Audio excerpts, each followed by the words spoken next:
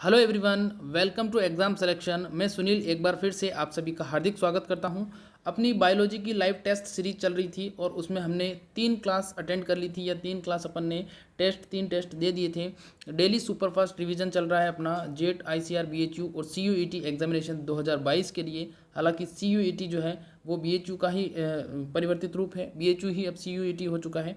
तो जो पीछे एग्जाम में इंपॉर्टेंट प्रश्न पूछे गए हैं बायोलॉजी के, उसके बारे में हम डिस्कस कर रहे थे और लगभग हमने 3 क्लासें ले ली थी। और अगर आपको क्लास अच्छी लगी हो तो क्लास के बाद में आप कमेंट भी किया करें, है ना।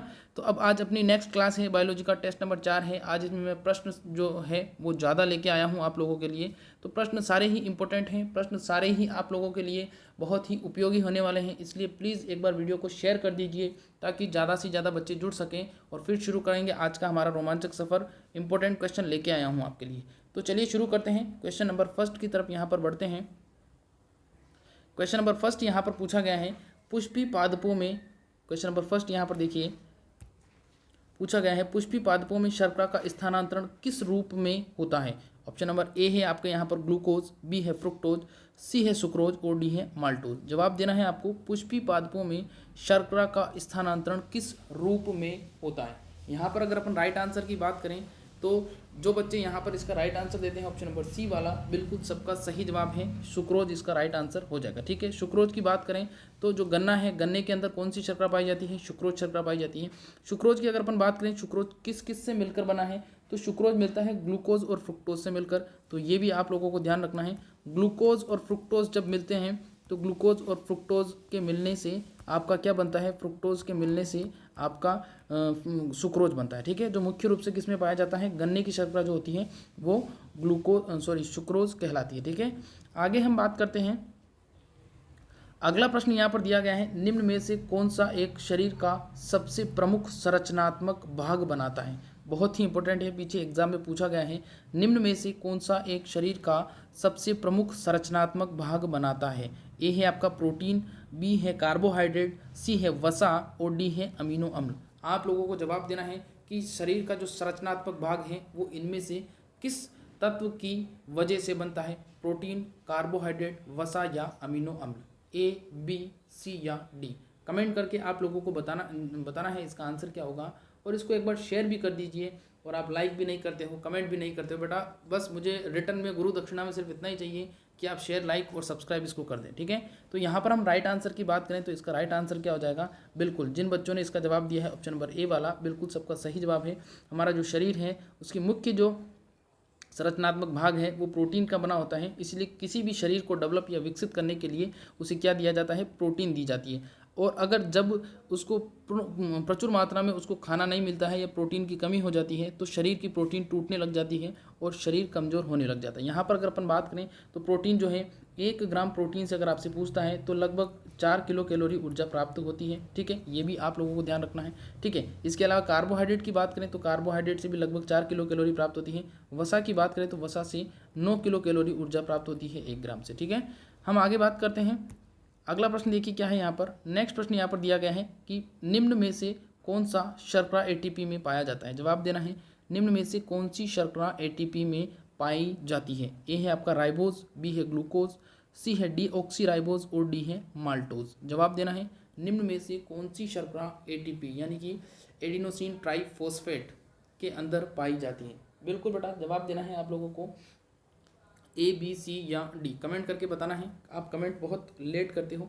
देखिए यहाँ पर अगर अपन राइट आंसर की बात करें तो जो बच्चे इसका जवाब देते हैं ऑप्शन नंबर 3 वाला, बिल्कुल सबका सही जवाब है। एटीपी की अगर बात करें तो एटीपी के अंदर राइबोज शर्करा पाई जाती है। ठीक है, एटीपी के अंदर कौन सी शर्करा पाई जाती है, राइबोज शर्करा पाई जाती है। ठीक है, आगे हम बात करते हैं। अगला यहाँ पर दिया गया है कि प्रोटीन की कमी से आपके जो बायोलॉजी है उसके अंदर कम से कम 1 से 2 प्रश्न इसके पूछे जाते हैं। कभी आ जाता है, कभी नहीं भी आता है, लेकिन इंपॉर्टेंट टॉपिक है, आ सकता है ना। तो यहाँ पर दिया गया है कि प्रोटीन की कमी से कौन सा रोग होता है। ऑप्शन नंबर ए है आपके पास में रिकेट्स, बी है स्क्रवी, सी है क्वाशी और कोर और डी है रतौंधी। जवाब देना है, प्रोटीन की कमी से कौन सा रोग होता है। कमेंट करके आप लोगों को बताना है।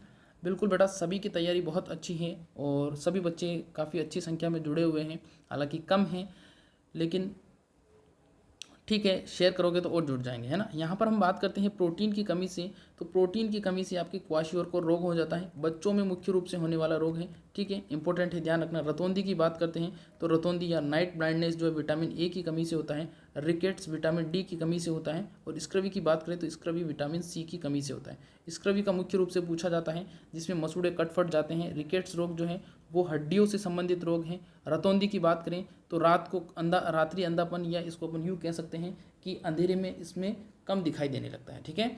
हम आगे बात करते हैं। अगला प्रश्न यहाँ पर देखिए क्या है, नेक्स्ट यहाँ पर पूछा गया है, बहुत ही इंपॉर्टेंट प्रश्न है। लैक्टोज निम्न में से मिलकर बनी होती है। जवाब देना है लैक्टोज शर्करा जो है वो किस किस से मिलकर बनी होती है। यहाँ पर अगर अपन ऑप्शन की बात करें तो ऑप्शन नंबर ए है आपके पास में ग्लूकोज और ग्लैक्टोज, बी है आपके पास में ग्लूकोज और फ्रुक्टोज, सी है आपके पास में ग्लूकोज और डी है ग्लूकोज और सेल्यूलोज कह सकते हैं इसको।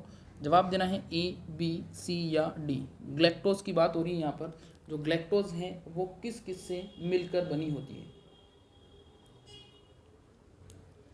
लैक्टोज की बात करते हैं तो जो बच्चे यहाँ पर लैक्टोज का जवाब देते हैं ऑप्शन नंबर ए वाला बिल्कुल सबका सही जवाब है। यहाँ पर राइट आंसर की बात करें तो ग्लूकोज और ग्लैक्टोज जो होती है उन दोनों से मिलकर लैक्टोज बनती है। लैक्टोज जो है वो अगर बात करें लैक्टोज किसकी शर्करा होती है तो लैक्टोज जो है वो दूध की शर्करा होती है। किसकी शर्करा होती है? लैक्टोज दूध की शर्करा होती है। और अगर अपन एग्रीकल्चर के बारे में बात करें तो जो साहीवाल गाय होती है, साहीवाल का जो दूध होता है उस दूध के अंदर लैक्टोज की मात्रा बहुत ज़्यादा मात्रा में पाई जाती है। इसीलिए इसे अपन क्या कहते हैं, साहीवाल गाय का दूध जो है वो सबसे मीठा होता है, ठीक है। ये भी आपसे पूछा जा सकता है एग्रीकल्चर सेगमेंट के अंदर, ठीक है। नेक्स्ट हम क्वेश्चन की बात करते हैं। अगला यहाँ पर प्रश्न दिया गया है कि प्राकृतिक रूप से, बहुत ही अच्छा प्रश्न है, प्राकृतिक रूप से पाए जाने वाली शर्करा में सबसे मीठी शर्करा कौन सी है। जो प्राकृतिक रूप से शर्कराएं पाई जाती हैं उनमें आप लोगों को जवाब देना है सबसे मीठी शर्करा कौन सी होगी। ए है आपका ग्लूकोज, बी है सुक्रोज, सी है सैक्रिन और डी है फ्रुक्टोज। जवाब देना है प्राकृतिक रूप से जितनी भी शर्कराएं पाई जाती हैं उन शर्कराओं में सबसे ज़्यादा जो मीठी शर्करा होती है वो कौन सी होती है। कमेंट करके बताना है बेटा आप लोगों को, ए, बी, सी या डी। चलिए यहाँ पर अगर अपन बात करें तो सबसे मीठी जो शर्करा होती है, जिन बच्चों ने इसका जवाब दिया है ऑप्शन नंबर डी वाला, बिल्कुल बेटा सभी का सही जवाब है, फ्रुक्टोज होती है। और फ्रुक्टोज जो है वो किस में पाई जाती है, फ्रुक्टोज शर्करा पाई जाती है फलों के अंदर, ठीक है। फिर सुक्रोज की बात करते हैं, गन्ने के अंदर पाई जाती है, मैं बता चुका हूँ। आप लोगों को कमेंट करके बताना है लास्ट में क्लास जब खत्म हो तो माल्टोज शर्करा जो है वो किसके अंदर पाई जाती है, ये आप लोगों को कमेंट करके बताना है। फिर हम बात करते हैं सैक्रिन की। सैक्रिन सबसे मीठी शर्करा होती है लेकिन ये कृत्रिम रूप से बनाई जाती है, और हमारे प्रश्न में पूछा गया है प्राकृतिक रूप का, ठीक है। तो इंपॉर्टेंट है बेटा, ध्यान रखना। अगला यहाँ पर बात करते हैं हम, नेक्स्ट प्रश्न यहाँ पर दिया गया है, गुणसूत्र शब्द जो है वो किसने दिया था। कमेंट करके बताना है आप लोगों को, गुणसूत्र शब्द किसने दिया था। ऑप्शन नंबर ए है आपका वॉल्डेयर, बी है आपका हॉमित्र, सी है आपका स्ट्रोसबर्गर और डी है पॉलबर्ग। जवाब देना है गुणसूत्र शब्द किसने दिया था। ऑप्शन नंबर ए, बी, सी या डी। गुणसूत्र शब्द की बात करते हैं, क्रोमोसोम भी जिसे कहते हैं हम, क्रोमोसोम भी जिसे बोला जाता है। देखिए यहाँ पर अगर अपन बात करें गुणसूत्र शब्द की, तो गुणसूत्र शब्द जो है जिन बच्चों ने इसका जवाब दिया है ऑप्शन नंबर ए, बिल्कुल सबका सही जवाब है। वाल्डेयर नामक एक साइंटिस्ट जो थे उन्होंने क्या किया था, गुणसूत्र को गुणसूत्र नाम दिया था या क्रोमोसोम नाम दिया था, ठीक है। गुणसूत्र को इंग्लिश में अपन क्रोमोसोम के नाम से जानते हैं, तो ये नाम उन्होंने दिया था। यहाँ पर बात करते हैं स्ट्रोसबर्गर जो है, उन्होंने गुणसूत्र का मुख्य रूप से क्या किया था, गुणसूत्र का मुख्य रूप से अध्ययन किया था। तो ये भी आप लोगों से पूछा जा सकता है, स्ट्रासबर्गर ने क्या किया था, गुणसूत्र का अध्ययन किया था, ठीक है। आगे हम बात करते हैं। अगला यहाँ पर नेक्स्ट प्रश्न दिया गया है कि पारिस्थितिकी तंत्र, बहुत ही अच्छा प्रश्न है। पारिस्थितिकी तंत्र शब्द किसने दिया था। ऑप्शन नंबर ए है आपका यहाँ पर टेंसले, बी है आपका हैकल, सी है आपका आर मिश्रा और डी है ओडम। जवाब देना है पारिस्थितिकी तंत्र शब्द जो है वो सबसे पहले किसने प्रतिपादित किया था। कमेंट करके बताना है ऑप्शन नंबर ए, बी, सी या डी। पारिस्थितिकी तंत्र की अगर बात करें तो जिन बच्चों ने इसका जवाब दिया है ऑप्शन नंबर ए वाला टेंसले, बिल्कुल बेटा सबका सही जवाब है। टेंसले ने सबसे पहले पारिस्थितिकी तंत्र दिया था। और एक पारितंत्र की बात करें तो पारितंत्र जो है वो किसने दिया था, पारितंत्र दिया था आपके हैकल ने, है ना। पारितंत्र जो है वो हैकल ने दिया था। अच्छा, इसके अलावा भारतीय पारितंत्र के पितामह की अगर बात करें कि भारतीय पारितंत्र जो है उसके पितामह कौन कहलाते हैं, तो भारतीय पारितंत्र के पितामह आपके कौन हो जाएंगे, भारतीय पारितंत्र के पितामह आर मिश्रा। ठीक है, इंपॉर्टेंट है बेटा, ध्यान रखना, आपसे पूछा जा सकता है। ठीक है, भारतीय पारितंत्र के क्या हो जाएंगे, पितामह लिख देता हूँ, पितामह। हाँ, अपनी 3 क्लासेस हो चुकी हैं, उनकी PDF अगर अभी तक आपको नहीं मिली है तो ये मैं नंबर दे रहा हूँ, इस नंबर पर आपको क्या करना है, इस नंबर पर आपको व्हाट्सअप करना है और वहाँ से आपको सारी जो पुरानी PDF है एग्रीकल्चर की, बायोलॉजी की, केमिस्ट्री की, वो आपको सारी की सारी मिल जाएगी। ठीक है, और अगर ये क्लास आप इंपीरियल एग्रो क्लासेस पे देख रहे हो तो मैं फिर से बता देता हूँ, डिस्क्रिप्शन में लिंक दिया है और वहाँ से आप एग्ज़ाम सिलेक्शन चैनल को ज्वाइन कर लीजिए क्योंकि सारी क्लासेस वहीं पर लगती है। ठीक है, तो चलिए हम आगे बात करते हैं। नेक्स्ट अपना जो प्रश्न है वो क्या है, अगला प्रश्न यहाँ पर दिया गया है कि रेड डाटा बुक का प्रबंधन, रेड डाटा बुक का प्रबंधन किस संगठन के द्वारा किया जाता है। आपको बताना है, ऑप्शन नंबर ए है आपका IUPN, ऑप्शन नंबर बी है IUCN, सी है आपका WHO और डी है आपका WMO। जवाब देना है। रेड डाटा बुक जो है वो आप लोगों को पता है किस में काम आती है, जो विलुप्त प्रजातियां हो जाती हैं उन विलुप्त प्रजातियों का जो ब्यौरा वगैरह है वो इसके अंदर लिखा जाता है और यहाँ पर आपको जवाब देना है इसका आंसर क्या होगा। यहाँ पर रेड डाटा बुक की अगर अपन बात करें तो इसका प्रबंधन जो है वो किसके द्वारा किया जाता है, IUCN के द्वारा। ठीक है, ऑप्शन नंबर बी जिन बच्चों ने दिया है सभी का सही जवाब हो जाएगा। IUCN की बात करें तो इंटरनेशनल यूनियन फॉर, ये भी आपसे पूछा जा सकता है, international union for conservation of nature. ठीक है, कंजर्वेशन का मतलब क्या होता है, कंजर्वेशन का मतलब होता है संरक्षण और नेचर का मतलब आप लोगों को पता है, नेचर का मतलब प्रकृति, तो international union for conservation of nature. ठीक है, WHO का वर्ल्ड हेल्थ ऑर्गेनाइजेशन हो जाएगा और WMO का वर्ल्ड मेट्रोलॉजिकल डिपार्टमेंट, जो कहाँ पर है आपका, जो आपका जिनेवा के अंदर स्थित है। ठीक है, आपको एग्रीकल्चर में पूछ सकता है। आगे हम बात करते हैं, अगला प्रश्न यहाँ पर दिया गया है, बहुत ही इंपॉर्टेंट प्रश्न बेटा आ सकता है। प्रश्न यहाँ पर दिया गया है कि जो अमेज़न वर्षा वन है वो पृथ्वी का फेफड़ा कहलाती है या मानी जाती है, यह पृथ्वी की कुल ऑक्सीजन का कितना प्रतिशत हिस्सा उत्पादित करता है। ऑप्शन नंबर ए है आपके पास में 10%, बी है आपके पास में 20%, सी है आपके पास में 30% और डी है 40%। अमेज़न वर्षा वन या अमेज़न रेन फॉरेस्ट के नाम से भी इसे जाना जाता है। ये मुख्य रूप से आपके कहाँ पर हैं, अमेज़न आपके मुख्य रूप से अमेज़न नदी के किनारे या अमेज़न नदी के आसपास फैला हुआ वर्षा वन है जो अमेरिका में स्थित है। ठीक है, तो ध्यान रखना है, अमेज़न वर्षा वन को पृथ्वी का फेफड़ा कहा जाता है क्योंकि ये सबसे ज़्यादा मात्रा में ऑक्सीजन प्रोड्यूस करता है। और अगर इसके राइट आंसर की बात करें तो 20% ऑक्सीजन का प्रोड्यूस कौन करता है, 20% ऑक्सीजन का प्रोड्यूस जो है वो अकेले कौन करता है, आपका अमेज़न वर्षा वन करता है। इसके लिए ऐसा भी कहा जाता है कि अगर अमेज़न वर्षा वन में आग लग जाती है और किसी कारण से ये तबाह हो जाता है तो पृथ्वी का जो इकोसिस्टम है वो गड़बड़ा जाएगा और कहीं पर तेज़ धूप आएगी, कहीं पर तेज़ बरसात आएगी, मतलब ये इकोसिस्टम को एक बैलेंस करके चलने वाला वर्षा वन भी कहा जाता है। ठीक है, चलिए हम आगे बात करते हैं। क्लास अच्छी लग रही हो तो कमेंट भी करके बताना है आप लोगों को। यहाँ पर दिया गया है सबसे अधिक मात्रा में पाई जाने वाली प्रोटीन कौन सी है, प्राकृतिक के अंदर सबसे अधिक मात्रा में पाई जाने वाली प्रोटीन का जवाब देना है बेटा आपको। क्या हो जाएगा इसका राइट आंसर। आप अब यहाँ पर अपन ऑप्शन की बात करते हैं तो ऑप्शन नंबर ए है आपका कैटेलेज, बी है आपका ट्रांसफरेज, सी है रुबिस्को और डी है एमाइलेज। जवाब देना है प्रकृति के अंदर सबसे ज़्यादा मात्रा में कौन सी प्रोटीन पाई जाती है, कैटेलेज है, ट्रांसफरेज है, रुबिस्को है या एमाइलेज है।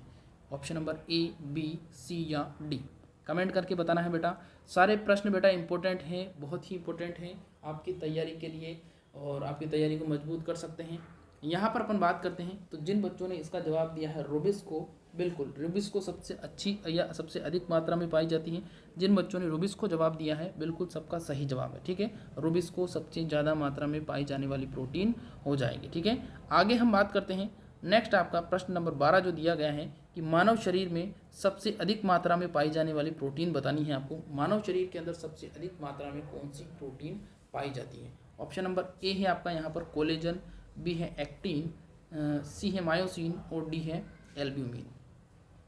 मानव शरीर के अंदर सबसे अधिक मात्रा में पाई जाने वाली प्रोटीन का जवाब देना है बेटा ए, बी, सी या डी। कमेंट करके बताना है, लाइक भी कर दीजिए अब अगर अभी तक नहीं किया है तो। ठीक है, तो यहाँ पर बात करते हैं, यहाँ पर बच्चे जवाब देते हैं कोलेजन, और जिन बच्चों ने कोलेजन जवाब दिया है सभी का सही जवाब है कोलेजन प्रोटीन मनुष्य शरीर के अंदर सबसे अधिक मात्रा में पाई जाने वाली प्रोटीन हो जाएगी। ठीक है, इसके अलावा हम बात करें एल्ब्यूमिन, कमेंट करके बताना है बेटा एल्ब्यूमिन प्रोटीन जो है वो किसके अंदर पाई जाती है ना। नेक्स्ट अपन बात करते हैं, अगला यहाँ पर दिया गया है क्वेश्चन नंबर 13 कि निम्न में से किस पदार्थ की मात्रा कोशिका में अधिक पाई जाती है। ये आपके नीट के अंदर पूछा हुआ सवाल है, नीट एग्जाम के अंदर पूछा हुआ सवाल है। जवाब देना है ऑप्शन नंबर ए है यहाँ पर आपका जल, बी है वसा, सी है प्रोटीन और डी है कार्बोहाइड्रेट। आपको जवाब देना है कि जो कोशिका है उसमें सबसे अधिक मात्रा में कौन सा तत्व पाया जाता है ना, ए बी सी या डी। चलिए यहाँ पर हम बात करते हैं, बच्चे यहाँ पर इसका जवाब देते हैं, कुछ बच्चे यहाँ पर प्रोटीन जवाब देते हैं, कुछ बच्चे यहाँ पर ए जवाब देते हैं। यहाँ पर हम बात करते हैं राइट आंसर की, तो इसका राइट आंसर क्या हो जाएगा बेटा ए, इसका राइट आंसर हो जाएगा जल जो है सबसे ज़्यादा मात्रा में पाया जाता है। ठीक है, इसके अलावा बात करते हैं प्रोटीन का निर्माण जो होता है वो कहाँ पर होता है, प्रोटीन का निर्माण राइबोसोम में होता है, और राइबोसोम को अपन प्रोटीन निर्माण की किस नाम से जानते हैं, प्रोटीन निर्माण की फैक्ट्री के नाम से भी जानते हैं। ठीक है, ये सूक्ष्मतम कण होते हैं, छोटे कण होते हैं कोशिका के, ये भी आप लोगों से पूछा जा सकता है। ठीक है, हम आगे बात करते हैं, अगला यहाँ पर नेक्स्ट प्रश्न दिया गया है क्वेश्चन नंबर 14। नेक्स्ट आपका दिया गया है केंद्रक द्रव, बहुत ही अच्छा है। केंद्रक द्रव में पाए जाने वाले धागे नुमा संरचना क्या कहलाती है। जवाब देना है आप लोगों को, केंद्रक द्रव के अंदर जो धागे नुमा संरचना है वो क्या कहलाती है। ए है मैट्रिक्स, बी है आपका क्रोमेटिन फाइबर, सी है सेल फाइबर और डी है कोई नहीं। केंद्रक द्रव में पाई जाने वाली धागे नुमा संरचना, जवाब देना है बेटा क्या हो जाएगा इसका आंसर, और साथ में ये भी जवाब देना है कि ये किस किस से मिलकर बनी होती है, किस किस से मिलकर बनी होती है। चलिए यहाँ पर हम देखते हैं, बच्चे जवाब देते हैं, अधिकतर बच्चों ने बी जवाब दिया है। यहाँ पर राइट आंसर की बात करें तो बिल्कुल जिन बच्चों ने बी जवाब दिया है बिल्कुल सबका सही जवाब हो जाएगा, क्रोमेटिन फाइबर की बनी होती है। किसकी बनी होती है बेटा, क्रोमेटिन फाइबर की, सॉरी धागेनुमा संरचना जो होती है वो क्रोमेटिन फाइबर कहलाती है। और किसकी बनी होती है, तो इसके लिए हम बात करें तो एक तो हो जाएगा मुख्य रूप से आपका डीएनए, एक हो जाएगा आपका हिस्टोन प्रोटीन, हिस्टोन प्रोटीन, ठीक है, एक हो जाएगा आपका आरएनए। ठीक है, डीएनए, हिस्टोन प्रोटीन, आरएनए मुख्य रूप से इन तीनों की बनी होती हैं। और ये आपको ध्यान रखना है, पूछा जा सकता है, क्रोमेटिन फाइबर धागेनुमा संरचना होती है। ठीक है, धागेनुमा स्ट्रक्चर होता है जो केंद्रक द्रव में पाया जाता है। ठीक है, अगला यहाँ पर हम बात करते हैं, नेक्स्ट यहाँ पर क्वेश्चन दिया गया है झिल्ली, रिक्तिका की झिल्ली क्या कहलाती है, रिक्तिका की झिल्ली क्या कहलाती है। ऑप्शन नंबर ए है आपका क्रोमोप्लास्ट, बी है टोनोप्लास्ट, सी है लिपोक्शन और डी है अवतरित झिल्ली। यहाँ पर अगर अपन बात करें तो रिक्तिका जो है उसे वोक्यूल्स के नाम से भी जाना जाता है, ये भी इम्पोर्टेंट है। इसके अलावा अब अगर अपन यहाँ पर बात करें तो इसके अंदर जो लिक्विड या जो तरल पदार्थ पाया जाता है वो कोशिका द्रव के समान नहीं होता है, कोशिका द्रव से अलग होता है। ठीक है, तो यहाँ पर जवाब देना है, इसका आंसर क्या होगा, पतली झिल्ली के समान संरचना होती है। तो यहाँ पर अगर अपन राइट आंसर की बात करें तो इसका राइट आंसर क्या हो जाएगा, जिन बच्चों ने इसका जवाब दिया है ऑप्शन नंबर बी वाला, बिल्कुल बेटा सभी का सही जवाब है।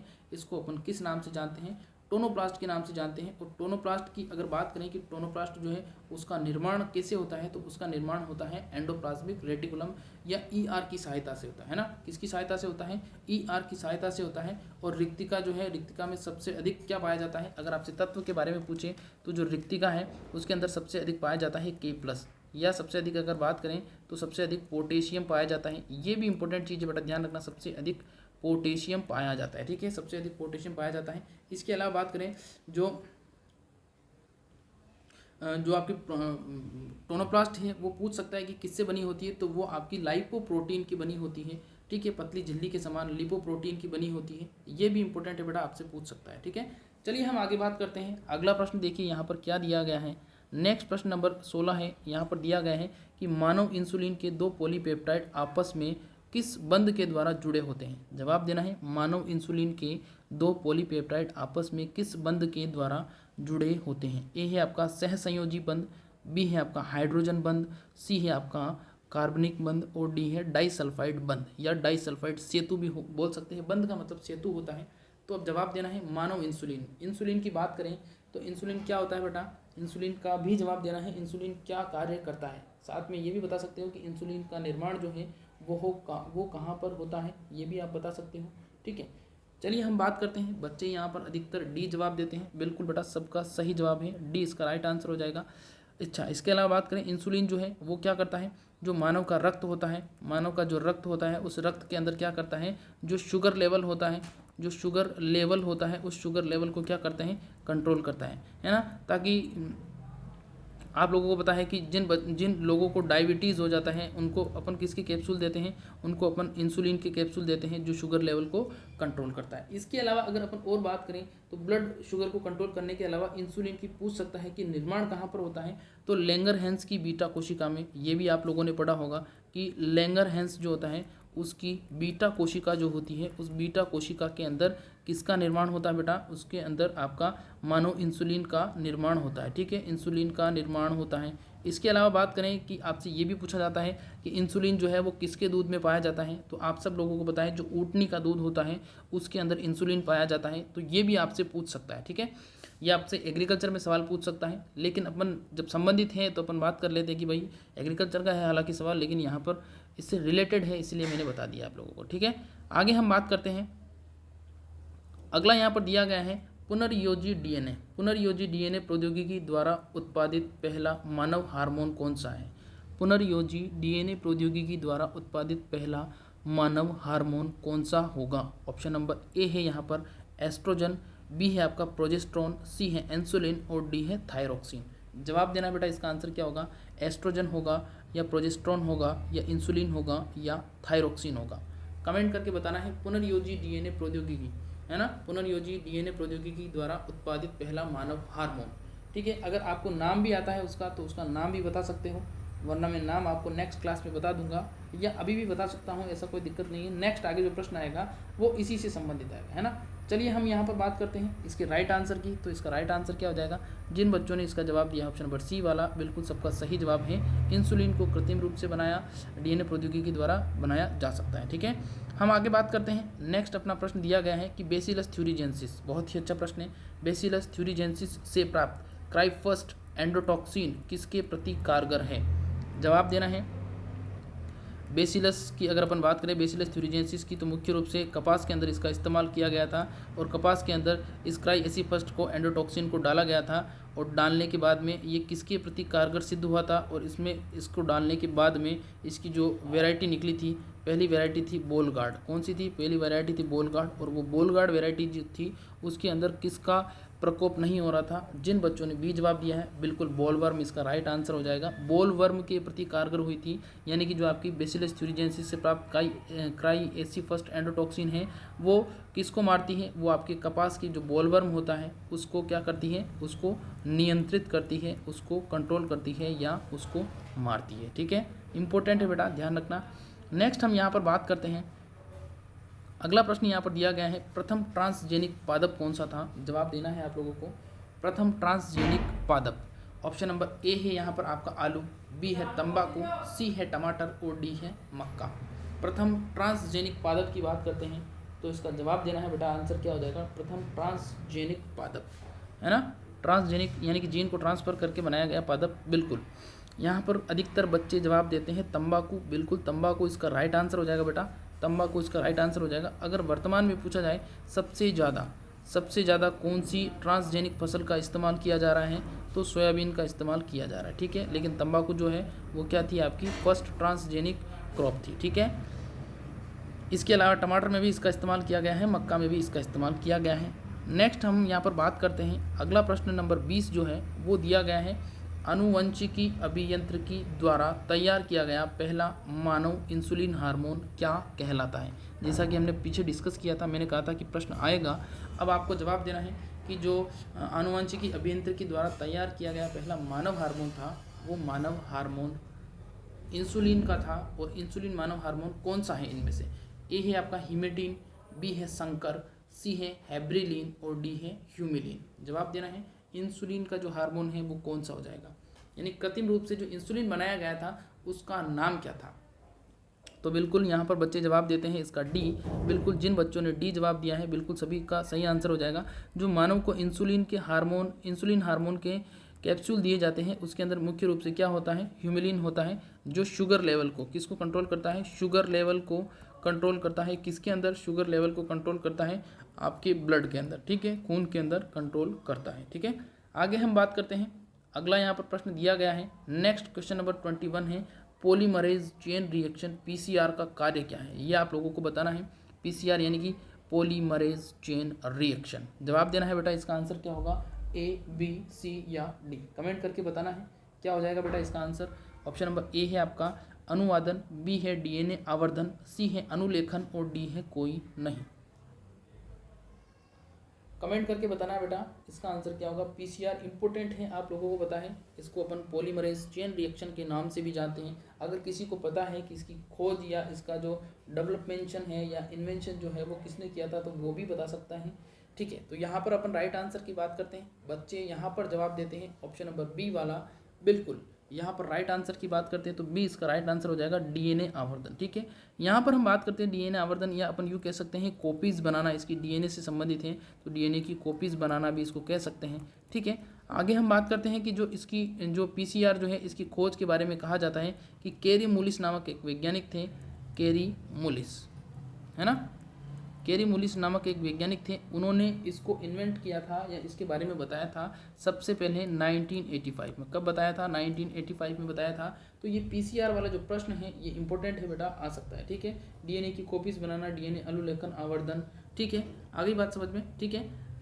आगे हम बात करते हैं, अगला यहाँ पर नेक्स्ट प्रश्न जो दिया गया है वो है यहाँ पर क्वेश्चन नंबर 22, आणविक कैंचियाँ। आणविक कैंचियाँ ध्यान से देना है आपको, आणविक कैंचियाँ सामान्यतः किससे संबंधित है।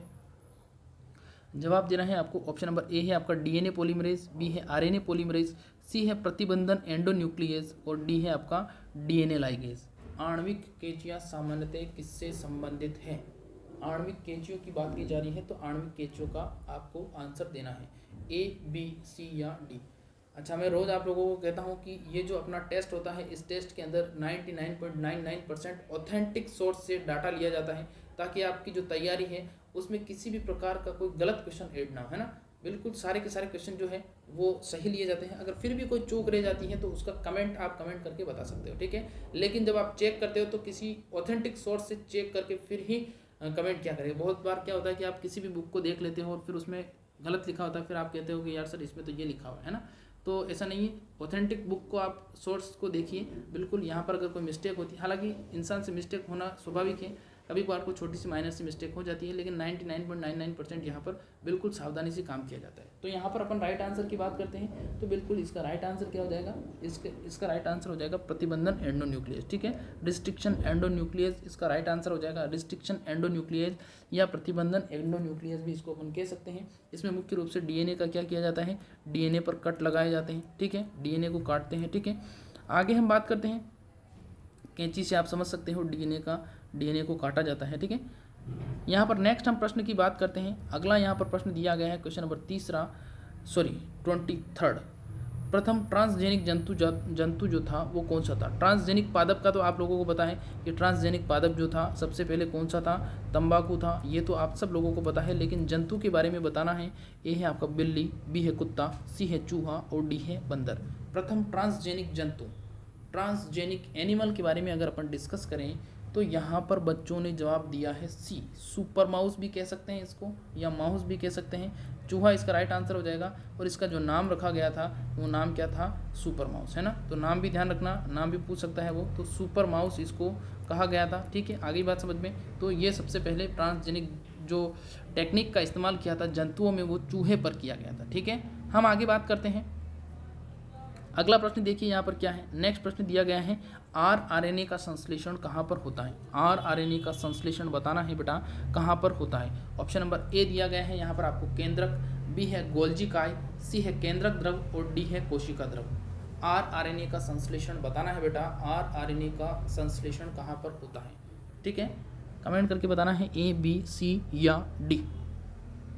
सभी बच्चों की तैयारी जो है बहुत अच्छी है, सभी बच्चे लगातार जुड़े हुए हैं, कमेंट कर रहे हैं। बिल्कुल बेटा, आपकी तैयारी को और ज़्यादा मजबूत अगर करनी है तो ज़्यादा से ज़्यादा क्वेश्चन प्रैक्टिस कीजिए, ज़्यादा से ज़्यादा क्वेश्चन प्रैक्टिस कीजिए। और जितना पढ़ लिया है बस अब बहुत है, अब ज़्यादा से ज़्यादा रिवीजन आप लोगों को करना है, समझ रहे हो, ज़्यादा से ज़्यादा रिवीजन करना है। और मैं ये नहीं कहता कि मेरी ही क्लास अटेंड करिए, आप कहीं से भी अटेंड कर सकते हो, जरूरी नहीं है कि मेरी क्लास में आइए, आप मत आइए, कोई दिक्कत नहीं है, लेकिन ज़्यादा से ज़्यादा रिवीजन करिए, क्वेश्चंस को निकालिए।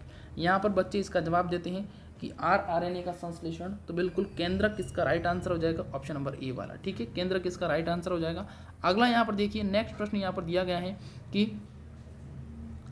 मेंडल ने अपने प्रयोग हेतु मटर के कितने लक्षणों का अध्ययन किया था, ये भी आप लोगों को बताना है। ऑप्शन नंबर ए है आपका यहाँ पर 3, बी है 5, सी है 7 और डी है 9। मेंडल ने अपने प्रयोग हेतु मटर के कितने लक्षणों का प्रयोग किया था, कमेंट करके बताना है, ए, बी, सी या डी। हालांकि इजी प्रश्न है। मेंडल आपको पता है आनुवंशिकी के बारे में इन्होंने बहुत प्रयोग किए थे, मटर के लक्षणों के ऊपर किया था इन्होंने। और यहाँ पर राइट आंसर की बात करें तो इसका राइट आंसर हो जाएगा ऑप्शन नंबर सी वाला। जिन बच्चों ने 7 जवाब दिया है, बिल्कुल बेटा सबका सही जवाब है 7, इसका राइट आंसर हो जाएगा, ठीक है।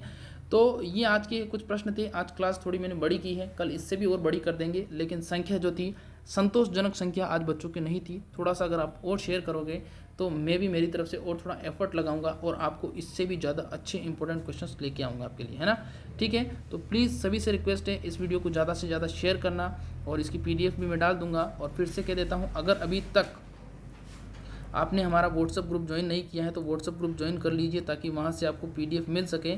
और अगर ये क्लास आप इंपीरियल एग्रो क्लासेस पे देख रहे हो तो एग्ज़ाम सिलेक्शन का जो लिंक है, जो हमारा दूसरा चैनल है, वो मैं लिंक डिस्क्रिप्शन में डाल दूंगा, वहाँ से आप उस लिंक को ज्वाइन करके दूसरे चैनल पर आ सकते हो और सारी classes free of cost attend कर सकते हो, ठीक है। तो उसका लिंक मैं डिस्क्रिप्शन में डाल दूंगा। और अगर एग्ज़ाम सिलेक्शन पर ही आप इस क्लास को अटेंड कर रहे हो तब तो बहुत अच्छी बात है। अगर आप चाहो तो हमारा दूसरा चैनल भी सब्सक्राइब कर सकते हो इंपीरियल एग्रो क्लासेस के नाम से, ठीक है। तो चलिए आज की वीडियो में बस इतना ही, आज की क्लास में इतना ही। कल फिर मुलाकात होगी 9:15 बजे, तब तक के लिए नमस्कार। खुश रहिए, मस्त रहिए, हंसते रहिए, मुस्कुराते रहिए, अपनी तैयारी को आगे बढ़ाते रहिए। Thank you, good night.